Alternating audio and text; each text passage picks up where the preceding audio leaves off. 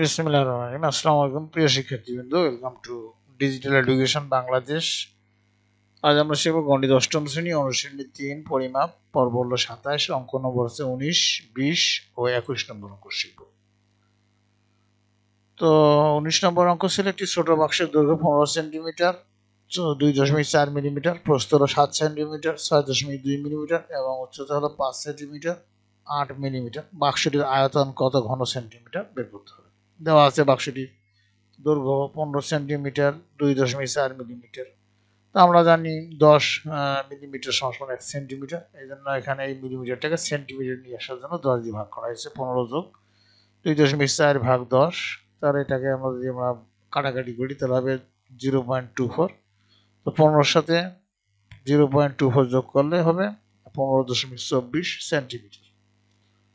অনুরূপভাবে বাক্সটির প্রস্থ হচ্ছে 7 সেন্টিমিটার, 6.2 মিলিমিটার, মানে 7 যোগ 6.2 ভাগ 10 সমান সমান 7.062 সমান 7.62 সেন্টিমিটার।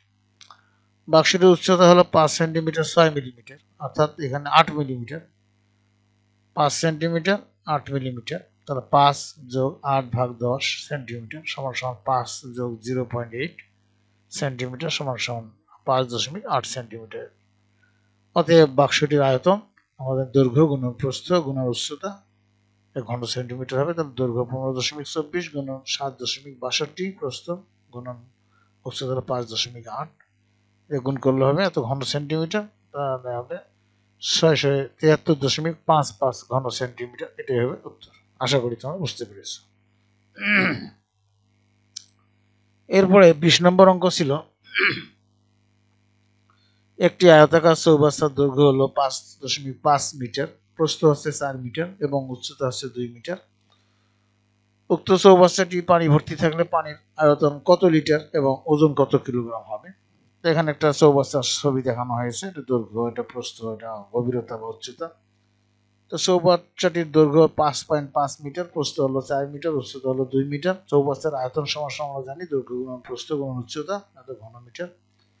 তো দৈর্ঘ্য ছিল 5.5, প্রস্থ ছিল 4 এবং উচ্চতা ছিল 2 মিটার।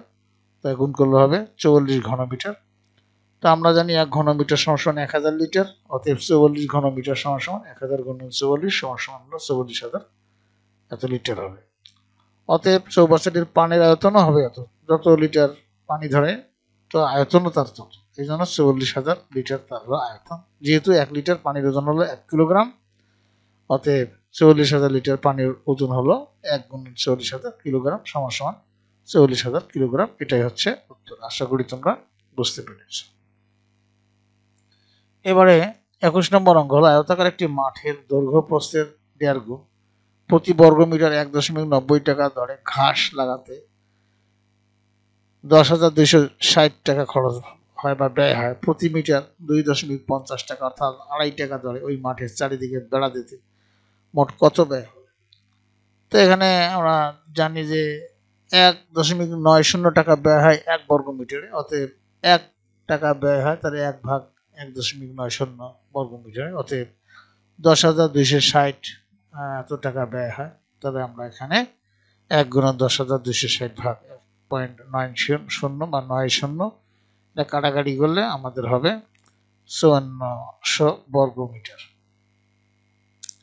অতএব মাটির ক্ষেত্রফল হবে, আমরা পেয়ে গেলাম 5400 বর্গ মিটার। এখন এর ধরি মাটির প্রস্থ হলো x মিটার, তাহলে দৈর্ঘ্য হবে প্রস্থের 1.5 গুণ, তাহলে x গুণন 1.5 অর্থাৎ 1.5, তাহলে 1.5 মিটার। তাহলে মাটির ক্ষেত্রফল হবে দৈর্ঘ্য গুণন প্রস্থ, তাহলে এখানে দৈর্ঘ্য পেলাম x গুণন 1.5x, তাহলে হবে কত 15x স্কয়ার। তো মাটির দৈর্ঘ্য হলো x গুণন এখানে 1.5 মিটার সমান 1.5x মিটার। তাহলে মাটির ক্ষেত্রফল হবে x ইন্টু 1.5x সমান হলো 1.5x স্কয়ার বর্গ মিটার।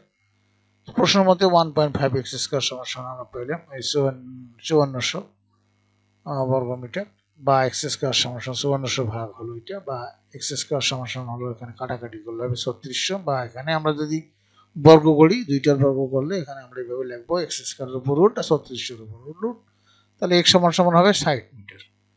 আর দৈর্ঘ্য 15.x সমান 1.5x, দৈর্ঘ্য 1.5x মিটার সমান 1.5 গুণন, এখানে x এর মান পেলাম 60, তা 60 দ্বিগুণ করলে হবে 90 মিটার। অতএব মাঠটির পরিসীমা হবে 2 গুণন দৈর্ঘ্য যোগ প্রস্থ, তাহলে 2 গুণন 90 যোগ 60। এখানে আমরা দৈর্ঘ্য পেলাম কত? দৈর্ঘ্য পেলাম 90 মিটার, প্রস্থ পেয়েছি কত? 60 মিটার। এই জন্য 2 গুণন 90 যোগ 60, তাহলে হলো 90 আর 60 যোগ করলে 150 গুণন 2 হলো 300 মিটার। 1 বর্গ মিটার বেড়া দিতে ব্যয় হয় 2 টাকা 50 পয়সা, অর্থাৎ 2.50 টাকা। অতএব 300 মিটার বেড়া দিতে হবে 2.50 গুণ 300, তাহলে 775 টাকা। এটাই হবে উত্তর। শিক্ষার্থীবৃন্দ, আশা করি তোমরা বুঝতে পারছো। তোমাদের সবাইকে থ্যাংক ইউ। পরবর্তী ক্লাস দেখার আমন্ত্রণ জানিয়ে আজকে এখানে বিদায় নিচ্ছি। খোদা হাফেজ।